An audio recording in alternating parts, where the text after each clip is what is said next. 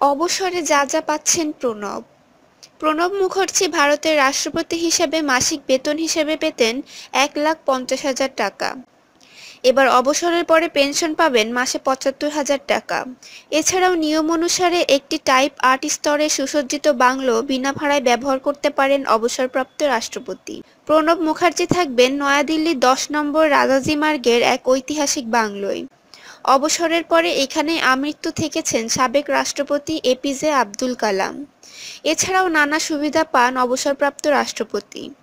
2টি ল্যান্ডফোন ও একটি মোবাইল ফোনের বিল মেটাবে সরকার। 5 জন সরকারি কর্মী, এর মধ্যে একজন ব্যক্তিগত সচিব।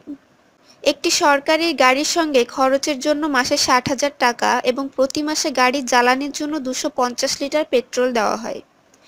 গাড়ি চালকের বেতনও দেয় সরকার। অবসরের পরে রাষ্ট্রপতি একজন সঙ্গী নিয়ে দেশে বিমান ও ট্রেনে বিনা খরচে ভ্রমণ করতে পারবেন। তবে ব্যক্তিগতভাবেও কোটিপতি প্রণব মুখার্জি।